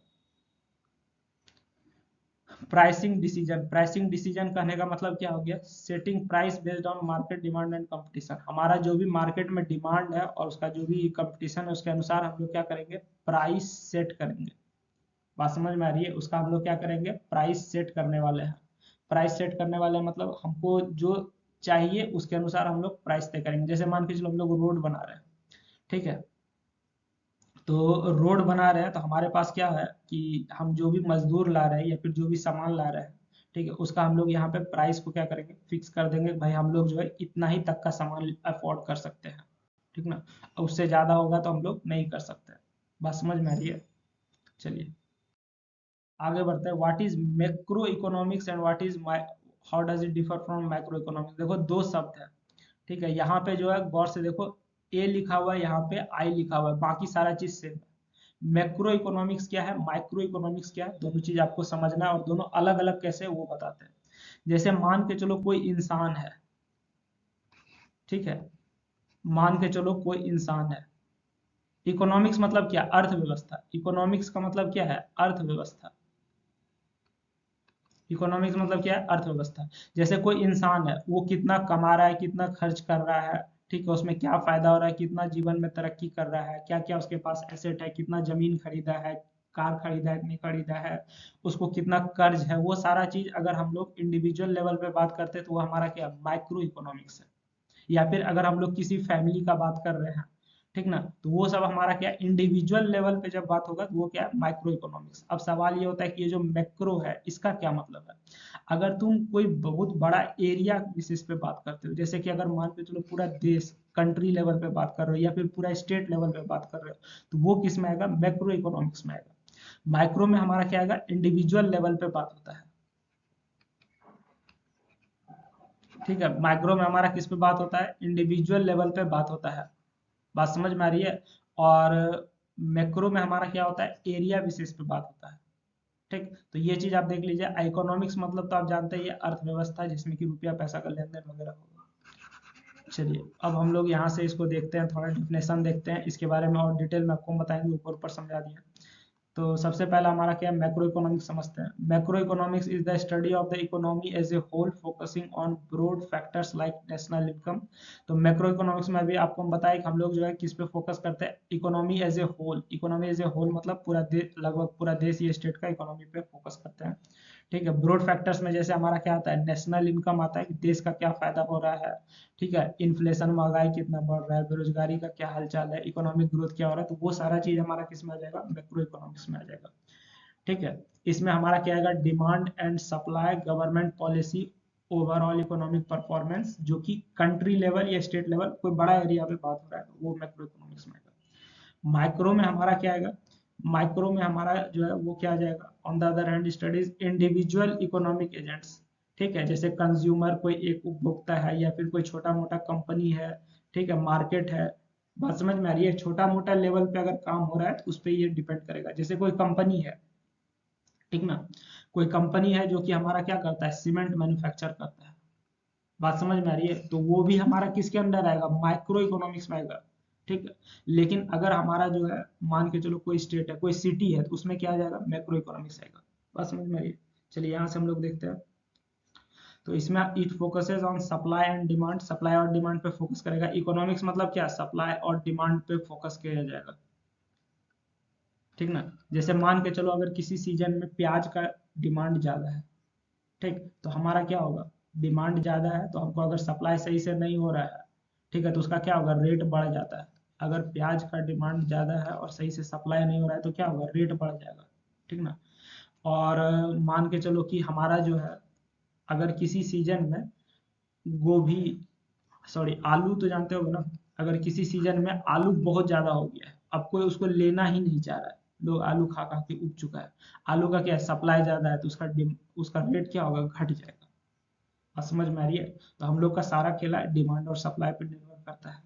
तो माइक्रो इकोनॉमिक्स में हम लोग किस पे डिमांड, डिमांड और सप्लाई किसका देखा जाता है, मार्केट का, ठीक है। आपका जो भी लोकल सब्जी मंडी है, या फिर प्राइस, जो भी आप सामान खरीदते हो उसका पर्टिकुलर प्राइस क्या है उस पर डिपेंड करेगा, या फिर कंज्यूमर की बिहेवियर पे डिपेंड करेगा। तो ये सब जो है इंडिविजुअल लेवल पे अगर बात हो मैक्रो इकोनॉमिक्स, और देश लेवल पे बात हो तो मैक्रो इकोनॉमिक्स। आइए और इसको और डिटेल में बताते हैं। देखिए यहाँ पे आपको हम इसको डिफरेंस बता रहे हैं। तो सबसे पहला तो ये अल्फाबेट का खेला है। बात समझ में आ रही है? यहाँ पे ए है, यहाँ पे आई है। Maximise national income and growth, ठीक है। मैक्रो इकोनॉमिक्स क्या करता है, नेशनल इनकम को मैक्सिमाइज करता है और उसका ग्रोथ को बढ़ाता है, ठीक। माइक्रो इकोनॉमिक्स क्या करता है, welfare of individual and companies. Individual मतलब किसी एक पर्टिकुलर इंसान का, या फिर पर्टिकुलर कंपनी का, तो या फिर पर्टिकुलर दुकान का, या पर्टिकुलर एरिया, छोटा मोटा एरिया का, ठीक है, तो उसका अगर बात हो रहा है, कोई छोटा लेवल पे बात हो रहा है तो वहां पे माइक्रो इकोनॉमिक्स रहेगा, बड़ा लेवल पे बात हो रहा है तो मैक्रो इकोनॉमिक्स रहेगा। स्कोप वाइडर स्कोप, बड़ा लेवल पे बात हो रहा है जैसे कि देश का अर्थव्यवस्था, ठीक है, तो बहुत बड़ा लेवल है। नैरो स्कोप मान के चलो छोटा मोटा कोई कंपनी पे बात हो रहा है, कोई इंसान पे बात हो रहा है, कोई फैमिली पे बात हो रहा है, ठीक है, तो वो इसमें स्कोप क्या है, छोटा है। डिमांड सप्लाई का बात किया जाए, डिमांड सप्लाई मतलब क्या रिक्वायरमेंट है और क्या सप्लाई हो रहा है, तो ये हमारा जो है इक्विलिब्रियम तय करता है। ठीक है, ये हमारा जो है किसको परिभाषित करता है, equilibrium of aggregate demand and supply in the economy. ठीक है, जैसे मान के चलो कि अगर हमारा जो है बेरोजगारी बहुत ज्यादा है, ठीक ना, और सरकार उसमें क्या कर रही है, आपको लोन देना शुरू कर रही है, भैया आप पैसा लो और अपना धंधा स्टार्ट करो। बात समझ में आ रही है? तो ये हमारा किसके अंदर आ जाएगा, मैक्रो इकोनॉमिक्स में आ जाएगा। Explain demand and supply equilibrium at individual level, ठीक ना, इसमें इंडिविजुअल लेवल पे देखा जाएगा। ठीक है, जैसे कि सरकार ने अगर लोन देने का सिस्टम लागू कर दिया, कहाँ, पूरे देश में लागू कर दिया, तो सरकार का काम खत्म। अब इंडिविजुअल लेवल पे देखा जाएगा कि आपको मिला है कि नहीं मिला है, या फिर पर्टिकुलर किसी गांव के लोग को मिला है कि नहीं मिला है, किसी पर्टिकुलर एरिया के लोगों को मिला है कि नहीं मिला है, तो वो किस में आ जाएगा, माइक्रो इकोनॉमिक्स में आ जाएगा। यानी कि माइक्रो में हम लोग किसी पर्टिकुलर चीज पे फोकस करेंगे और मैक्रो में हम लोग देश या राज्य स्तर पे फोकस करेंगे। Focuses on betterment and growth of entire economy, पूरा देश का अर्थव्यवस्था सही से हो रहा है कि नहीं हो रहा है, क्या सुधार हुआ है नहीं हुआ है, तो ये सब हमारा क्या हो गया, मैक्रो इकोनॉमिक्स में होगा। ठीक है, जैसे तुम सुने होगे कि देश कह रहा है ना कि हम लोग जो है थर्ड लार्जेस्ट इकोनॉमी हो गए। ठीक है, अगर देश कह रहा है कि हम लोग थर्ड लार्जेस्ट इकोनॉमी हो गए, तो ये किसकी वजह से हो गए, ये मैक्रो इकोनॉमिक्स की वजह से हो गए। ठीक है, उसके बाद लेकिन तुम अपने आप में देखते हो भाई हमारा गांव तो तरक्की ही नहीं किया है। ठीक है, हमारा जो है गांव तो तरक्की ही नहीं किया है, तो हम लोग थर्ड लार्जेस्ट इकोनॉमी कैसे हो गए, तो तुम्हारा गांव तरक्की नहीं किया है, तो ये तुम किस लेवल पे देख रहे हो, माइक्रो लेवल पे देख रहे हो, तो ये हमारा हो गया माइक्रो इकोनॉमिक्स। बात समझ में आ रही है? तो दोनों में अंतर बस सिंपल है कि अगर हम लोग देश लेवल पे या बड़ा लेवल पे देख रहे हैं तो वो हमारा मैक्रो इकोनॉमिक्स आ जाएगा, और छोटा मोटा लेवल पे देख रहे हैं तो वो हमारा क्या आ जाएगा, माइक्रो इकोनॉमिक्स आ जाएगा। तो ये किसके ग्रोथ और डेवलपमेंट पे बात कर रहा है, इंडिविजुअल लेवल पे बात करता है। ठीक है, promote aggregate demand and investment in economy, economy में हमारा क्या डिमांड है क्या इन्वेस्टमेंट है उस पर फोकस करता है। देखिए आपको जो है, अगर आप इंजीनियरिंग स्टूडेंट हैं, आपको लैंग्वेज में दिक्कत हो सकता है क्योंकि ये इकोनॉमिक्स चीज है, इंजीनियरिंग में उतना लेना देना नहीं होता है, लेकिन हर सब्जेक्ट का अपना एक लैंग्वेज होता है। ठीक है, तो आपको अगर कोई बात समझ में नहीं आ रही, इसका मतलब आपको उसको लैंग्वेज समझने में दिक्कत है, आपको उसका बेसिक टर्म सीखना चाहिए। क्या सीखना चाहिए, उसका बेसिक टर्म सीखना चाहिए। हाँ समझ गए, चलिए यहाँ से आगे बढ़ते हैं। हमारा अगला क्वेश्चन क्या कहता है, delineate the major challenges in eliminating unemployment and growth progress retrogress in the Indian economy. देखिए ये आपके काम का क्वेश्चन है। ठीक है, काम का क्वेश्चन क्या है कि हमारा जो है बेरोजगारी कैसे दूर होगा हमारे देश से। आपको भी रोजगार चाहिए, तो बेरोजगारी दूर करने के बारे में आप क्या क्या सजेशन देना चाहते हैं, वो सारा चीज पे हम लोग बात करने वाले हैं। ठीक, तो major challenges in eliminating unemployment, बेरोजगारी खत्म करने में क्या क्या दिक्कत आ रहा है, क्यों हमारे देश से बेरोजगारी खत्म नहीं हो पा रहा है। बात समझ में आ रही है? हमारे देश से बेरोजगारी क्यों खत्म नहीं हो पा रहा है, इसको हम लोग कैसे समझते हैं।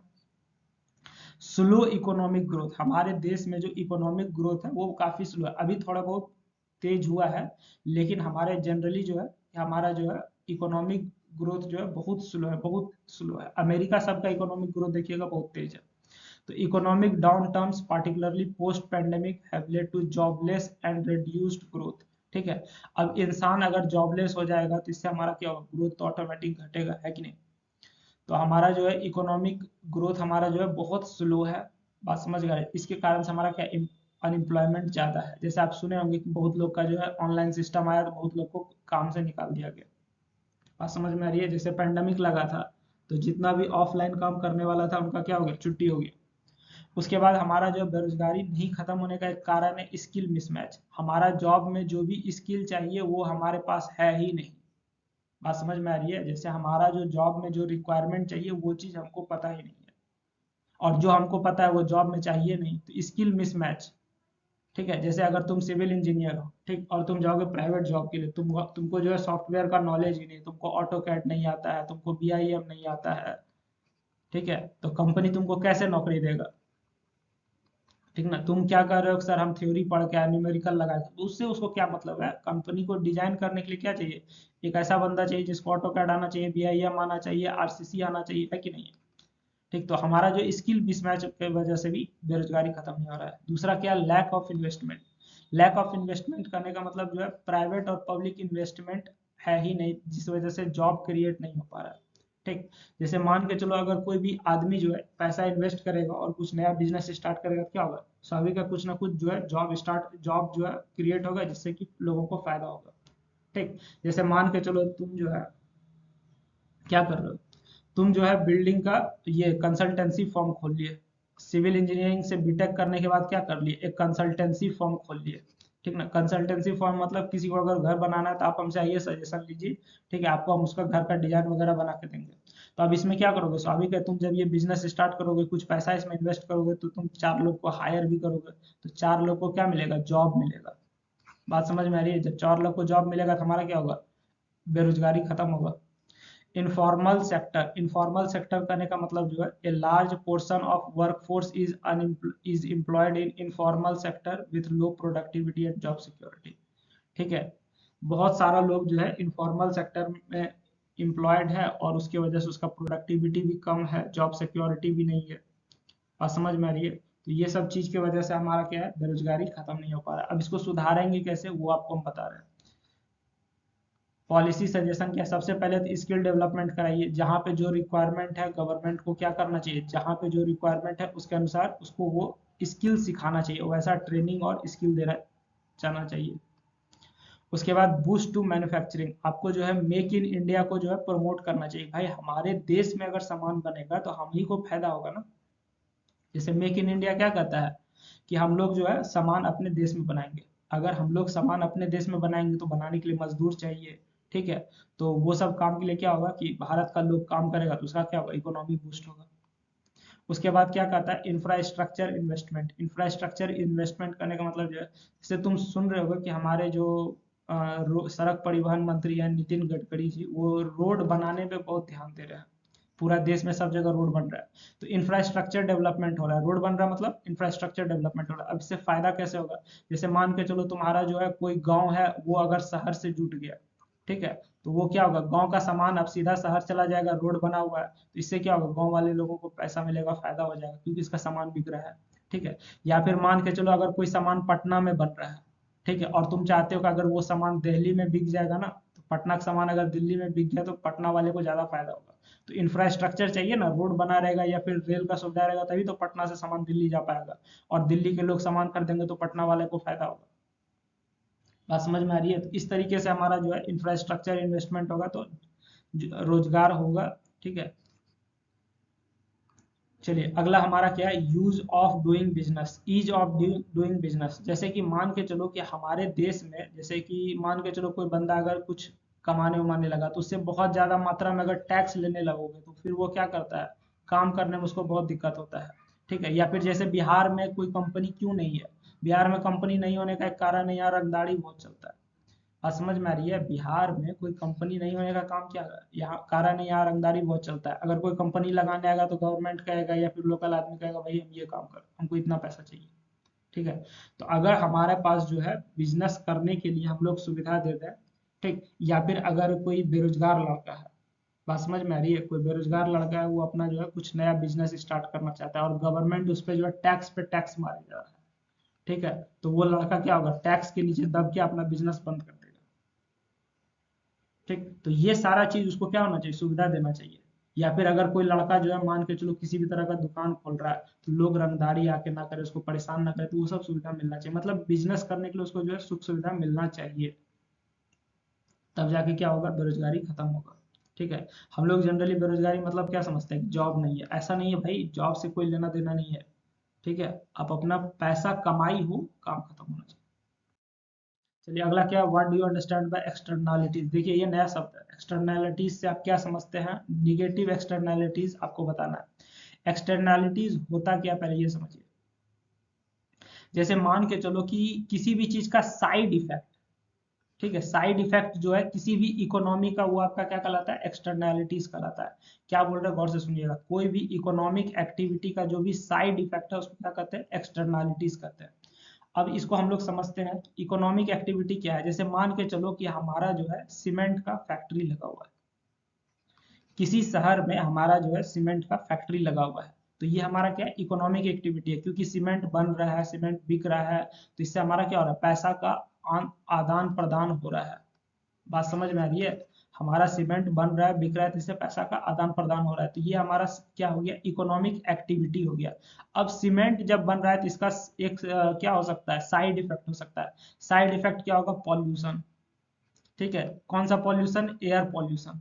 बात समझ में आ रही है, एयर पॉल्यूशन जो अब होगा, अब तो सीमेंट बन रहा है, तो सीमेंट बनने से क्या होगा, जो सीमेंट बना रहा है उसको फायदा है, ठीक है, या फिर जिसको सीमेंट चाहिए, जो कस्टमर है उसको फायदा है, लेकिन उस एरिया में जो भी लोग रह रहे हैं उसको क्या झेलना पड़ रहा है, एयर पॉल्यूशन झेलना पड़ रहा है। तो एयर पॉल्यूशन क्या हो गया, एक्सटर्नालिटीज हो गया। बात समझ में आ रही है, तो ये जो एयर पॉल्यूशन हो गया, ये क्या हो गया, एक्सटर्नालिटीज हो गया। मतलब इकोनॉमिक एक्टिविटी कहीं हुआ, किसी को फायदा हुआ, किसी को नुकसान हुआ, लेकिन उसके आसपास के जो लोग हैं या उसके वजह से हमारा जो अलग अलग लोगों पे दुष्प्रभाव पड़ गया, वो क्या हो गया, एक्सटर्नैलिटीज हो गया। जैसे मान के चलो कोई आदमी कार खरीदा, ठीक है, कार खरीदा, तो कार खरीदने के बाद क्या होगा, जिस बंदे ने कार खरीदा उसको क्या सुविधा हो गया, कि कार के सहारे किसी भी जगह को वो कम टाइम में सेफली जा सकता है, सेफली जा सकता है, लेस टाइम में। ठीक है, तो ये उसको फायदा हो गया, कार खरीदने वाले को, ठीक ना। और जो कार बेचा है उसको क्या हो गया, प्रॉफिट हो गया, कार बेचने वाले को भी प्रॉफिट हो गया। ठीक, लेकिन कार जिस रास्ते से गुजरेगा, वहां का जो पब्लिक है, ठीक है, वहां का जो पब्लिक है या वहां का जो भी जनता है, उसको क्या होगा, कार के धुआं की वजह से नुकसान होगा, या कार गुजरेगा तो उसकी वजह से क्या होगा, नॉइज पोल्यूशन होगा, हॉर्न मारते हुए गुजरेगा। बात समझ में आ रही है, तो ये सब जो नुकसान हो रहा है, ठीक, या फिर इसके वजह से जो भी असर पड़ता है, उसको क्या कहते हैं, एक्सटर्नालिटीज कहते हैं। अब ये असर पॉजिटिव भी हो सकता है और निगेटिव भी हो सकता है, ठीक ना। इस चीज का जो असर पड़ता है उससे हमारा जो है पॉजिटिव फायदा भी हो सकता है और नुकसान भी हो सकता है। जैसे मान के चलो अगर तुम्हारे एरिया में कोई फैक्ट्री लग गया, ठीक है, तुम्हारे एरिया में क्या हो गया, कोई फैक्ट्री लग गया, ठीक ना। अब फैक्ट्री लग गया तो वहां पे काम करने वाला लोग क्या करेगा, रूम देखेगा, रूम लेने के लिए तुम्हारे घर में आएगा, तुमको रेंट मिलेगा, है कि नहीं। या फिर तुम्हारा वहां जो है लोग, फैक्ट्री लगा है, मजदूर आएगा, तो तुम्हारा जो है और भी चीज का खरीद बिक्री शुरू होगा। बात समझ में आ रही है, तुम्हारे लोकल मार्केट में जाके वो क्या करेगा, सब्जी वगैरह खरीदेगा, तो इससे क्या होगा, तुम्हारा इकोनॉमी बूस्ट होगा। ठीक, तो ये हमारा क्या हो रहा है, फैक्ट्री लगने की वजह से ये हमारा पॉजिटिव फायदा है, और एयर पॉल्यूशन हो रहा है, लोग का स्वास्थ्य खराब हो रहा है, वो सब क्या है, निगेटिव फायदा है।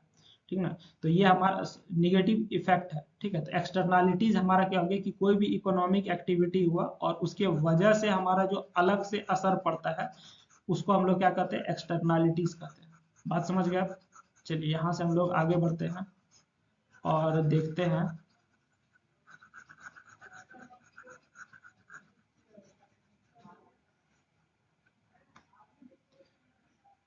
तो ये इफेक्ट हमारा पॉजिटिव भी हो सकता है, निगेटिव भी हो सकता है, तो हम लोग निगेटिव वाला देखते हैं। Negative externalities occur when the cost of a product और service is not borne by the producer और customer but society as a whole. मतलब जो भी असर हुआ तो वो आपको सोसाइटी को झेलना पड़ रहा है, जो कस्टमर है, जो प्रोड्यूसर है, उसको कोई लेना देना नहीं। ठीक है, जैसे कि एयर पॉल्यूशन हो गया फैक्ट्री में, वाटर खराब हो गया, ठीक है, ये इंडस्ट्रियल वेस्ट है, नॉइज पॉल्यूशन है कंस्ट्रक्शन की वजह से, तो ये सब का नुकसान कौन भुगतता है, वहाँ का आसपास का पब्लिक भुगतता है, वहाँ का जो सोसाइटी है उसको भुगतना पड़ता है। ठीक है, काम करने वाला अपना काम करके चला गया, ठीक है, कस्टमर जो था उसको फायदा हो गया। अभी तुरंत बोले ना, कार जो खरीदता है तो कस्टमर, जो भी कार खरीदने वाला उसको तो फायदा हो गया, वो आसानी से कार का मजा ले लिया। जो कंपनी है बेचने वाला उसको भी फायदा हो गया, ठीक है, लेकिन वहां जिस एरिया से कार गुजरेगा वहां क्या होगा, धुआं छोड़ के जाएगा, आवाज करके जाएगा।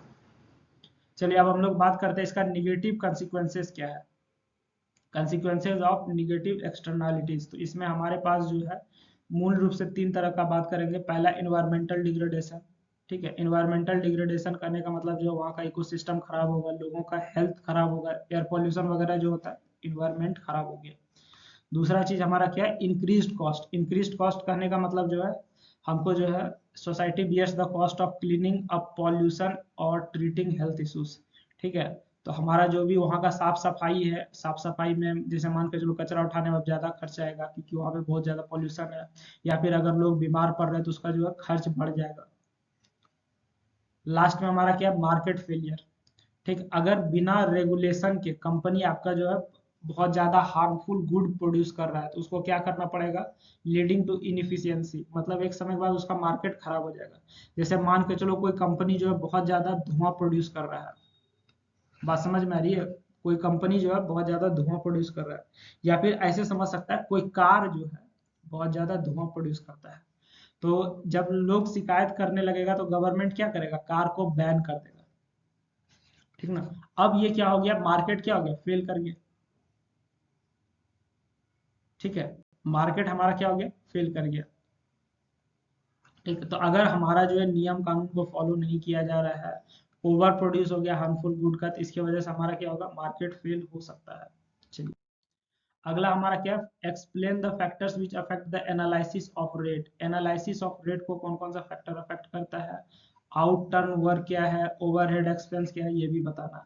Factors affecting the analysis of rate, कौन कौन सा चीज रेट को असर करता है, रेट एनालिसिस को असर करता है। तो सबसे पहला मटेरियल कॉस्ट। ठीक है, कि हमारा जो भी प्रोजेक्ट के लिए मटेरियल चाहिए उसका प्राइस क्या है, बात समझ में आ रही है, हमारा जो भी प्रोजेक्ट के लिए मटेरियल चाहिए उसका प्राइस क्या है, वो हमारा किसके अंदर आएगा, मटेरियल कॉस्ट के अंदर आएगा। दूसरा हमारा क्या है, लेबर कॉस्ट। लेबर कॉस्ट में हमारा वेजेस फॉर द वर्कफोर्स। ठीक, तो रेट एनालिसिस जब हम लोग करते हैं, जैसे मान के चलो हमको जो है घर का पेंट करवाना है, तो पेंट में हमारा कितना पैसा आएगा, तो इसमें हम लोग क्या करते हैं, लेबर कॉस्ट भी देखते हैं, हमारा जो है कितना मजदूर लगेगा, कितना दिन के लिए लगेगा, उसमें क्या खर्चा आएगा। जैसे पेंट करवाने के लिए हमको क्या चाहिए, सबसे पहले तो पेंट का खर्चा है, मटेरियल कॉस्ट, कि हमारा पेंट कितना लगेगा। ठीक है, उसके बाद हमको मजदूर का खर्चा भी देखना पड़ेगा, हमारा कितना मजदूर लगेगा और किस रेट से काम करता है वो लोग। उसके बाद हम लोग क्या करते हैं, ट्रांसपोर्टेशन देखते हैं, हमको जो है जैसे अगर पेंट लाना था, ऐसा तो नहीं कि तुम घर से, घर के बगल में पेंट का दुकान है, मार्केट से पेंट खरीद के लाओगे, तो ट्रांसपोर्टेशन मटेरियल में कितना खर्चा आएगा वो हम लोग देख रहे हैं। उसके बाद ओवरहेड खर्चा। ओवरहेड खर्चा मतलब, अब जैसे मान के चलो तुम्हारा जो आदमी काम कर रहा है, ठीक है, वो बोल दिया कि भाई हम काम करेंगे लेकिन हमको जो है दिन में 2 बार चाय पिलाना पड़ेगा। ठीक है, दिन में 2 बार क्या करना पड़ेगा, चाय पिलाना पड़ेगा, तो ये सब क्या है, ओवरहेड खर्चा है। बात समझ में आ रही है। ठीक, या फिर तुम काम कर रहे हो और काम करते समय तुम्हारा क्या हो गया, पेंट में जो है ज्यादा थिनर पड़ गया, पेंट हो गया खराब। ठीक, या फिर पेंट खुला ही रह गया, पेंट हो गया खराब, अब तुमको क्या करना पड़ रहा है, दोबारा से पेंट खरीदना पड़ेगा, तो ये सब क्या हो गया, ओवरहेड खर्चा। ओवरहेड खर्चा मतलब अलग से जो भी ऊपर से जो खर्चा आता है। उसके बाद क्या, प्रॉफिट मार्जिन। प्रॉफिट मार्जिन मतलब जो भी इस चीज को काम करेगा उसको क्या फायदा है इसमें, वो भी आपको देखना पड़ेगा, किसमें, एनालिसिस ऑफ रेट में। यानी कि रेट एनालिसिस मिला जुला के बहुत इंपॉर्टेंट चीज है। Market condition. ठीक है, मार्केट कंडीशन मतलब इन्फ्लेशन। इन्फ्लेशन मतलब होता है महंगाई, डिमांड सप्लाई फैक्टर। ठीक है, जो चीज आपके मार्केट में आसानी से इस्तेमाल मिल रहा है उस चीज को हम लोग इस्तेमाल करने फोकस करेंगे, जो महंगा चीज है उसको हम लोग इस्तेमाल कम करेंगे या नहीं करेंगे। बात समझ में आ रही, तो रेट एनालिसिस से ये सब चीज तय होता है। अगर किसी भी चीज का आपको रेट मालूम हो जाए, उसका क्या कीमत पड़ रहा है, तो उसके अनुसार हम लोग जो है अपना काम आसानी से कर सकते हैं। ठीक है, चलिए यहाँ से आगे बढ़ते हैं। उसके बाद हमारा आता है कि आउट टर्न वर्क क्या होता है। तो आउट टर्न वर्क से हम लोग क्या समझते हैं, out turn work refers to the amount of work that can be completed by a worker in a specific time frame. ठीक है, आउट टर्न वर्क क्या है, कि एक टाइम फ्रेम में, मतलब अगर आप समय तय कर दे तो उस समय में उसको कितना काम करना चाहिए। ठीक है, जैसे कि मान के चलो, आ, जैसे तुम कह दिया ना कि हमारा एक मजदूर जो है एक दिन में 100 मीटर स्क्वायर क्या कर सकता है, पेंट कर सकता है। ठीक है, जैसे कि तुम बोल दिए कि एक दिन में हमारा मजदूर क्या कर सकता है, 100 मीटर स्क्वायर पेंट कर सकता है। ठीक है, तो ये हमारा क्या हो गया, आउट टर्न वर्क हो गया। ठीक, कि हमने जो है समय फिक्स कर दिया, समय क्या फिक्स किया, 1 डे। ठीक है, और उस फिक्स समय में हमारा जो है मजदूर कितना काम कर सकता है, तो इतना 100 मीटर स्क्वायर एरिया को क्या कर सकता है, पेंट कर सकता है। ये हमारा क्या हो गया, आउट टर्न वर्क हो गया। ठीक, चलिए यहाँ से हम लोग आगे बढ़ते हैं और अगला चीज देखते हैं, ओवरहेड एक्सपेंस क्या होता है। तो ओवरहेड एक्सपेंस अभी तुरंत आपको बताया कि जो भी हमारा जो है अलग से खर्चा आता है, तो वो सब हमारा क्या हो गया, ओवरहेड एक्सपेंस हो गया। ठीक ना। जैसे मान के चलो कि तुम पेंट करवा रहे हो। ठीक है, पेंट करवा रहे हो, तो पेंट करवा रहे हो और तुम सिर्फ दो ही चीज का पैसा जोड़े, किसका, एक पेंट का पैसा और दूसरा हमारा जो मजदूरी का पैसा, लेकिन तुम ट्रांसपोर्टेशन का पैसा जोड़वे नहीं किए, हम पेंट को घर तक लाएंगे तो उसमें हमारा क्या खर्चा आएगा, तो वो सब हमारा क्या हो गया, ओवरहेड एक्सपेंस हो गया। चलिए अगला क्वेश्चन जो है हमारा, ये हमारा क्या है, न्यूमेरिकल है, बहुत अच्छा क्वेश्चन है, इसको जरा गौर से देखिएगा। Determine the rate of centering and shuttering, centering और शटरिंग का आपको रेट तय करना है for RCC beam of 8 metre length, size 60 centimetre depth and 30 centimetre depth breadth. ठीक है, रेट ऑफ टिम्बर इज इतना, ठीक है, 45 पर मीटर आपको प्रॉप का रेट दे दिया। तो ये सारा चीज आपको हो गया। हेड मेसन लगेगा 1/8। यहाँ पे हमको लगता है पता नहीं क्वेश्चन में कुछ गलती है कि क्या है, 1/8 हमको क्वेश्चन में देखने को मिला था, हम 1/8 लेके ही कैलकुलेट कर रहे हैं, ठीक ना। लेकिन अगर ये 1 हो जाए या 8 हो जाए तो आप अपना देख लीजिएगा। कारपेंटर्स, 2 कारपेंटर लगेगा, 3 मजदूर लगेगा, ठीक है। लमसम खर्चा जो है 500, मतलब ये अलग से 500 खर्चा आया है। हेड मेसन जो है, जो भी है वो एक दिन का 700 लेता है, कारपेंटर एक दिन का 2600 लेता है, मजदूर एक दिन का 400 लेता है। आपको बताना है कि सेंटरिंग और शटरिंग में हमारा क्या खर्चा आएगा, ठीक। कैसे कैलकुलेट करेंगे वो देखिए, ठीक है। और आपको एक बात बताते हैं, आप हमारा जो है वीडियो का डिस्क्रिप्शन जरूर पढ़िएगा, ठीक ना। आपके काम का बहुत सारा चीज है वहाँ पे, ठीक। लिंक वगैरह है, आप हमारा ग्रुप वगैरह ज्वाइन कर सकते हैं, ठीक ना। कुछ न्यूमेरिकल्स हमने छोड़ दिया था, तो न्यूमेरिकल छोड़ने का कारण था लैंग्वेज इशू, ठीक है। हमको समझ में नहीं आया इसलिए हमने छोड़ दिया, क्योंकि गलत बताने से कोई फायदा है नहीं, ठीक ना। चलिए यहाँ से हम लोग देखते हैं, सबसे पहला हम लोग क्या करेंगे, सबसे पहला हम लोग जो है रेट सेंटरिंग और शटरिंग के बारे में देखेंगे। तो सबसे पहला काम जो हम लोग करेंगे, वॉल्यूम निकालने के, कि हमारा जो है कितना लकड़ी लगने वाला है। टिम्बर मतलब लकड़ी, तो हमारा जो है लकड़ी का देखिए 8 मीटर लंबाई है, 60 सेंटीमीटर गहराई और 30 सेंटीमीटर चौड़ाई है। तो हम लोग जो वॉल्यूम निकाल लिए, हमारा कितना आ गया, 1.44 मीटर क्यूब आ गया। दूसरा हम लोग क्या करेंगे, कॉस्ट ऑफ टिम्बर, ठीक है। तो हमारा वॉल्यूम निकल गया कितना, 1.44। अब 1 मीटर क्यूब का 15,000 खर्चा पड़ रहा है, और हमारा वॉल्यूम कितना है, 1.44 मीटर क्यूब। तो हम लोग लकड़ी में कितना पैसा खर्च करेंगे, 21,600। क्लियर हो गया।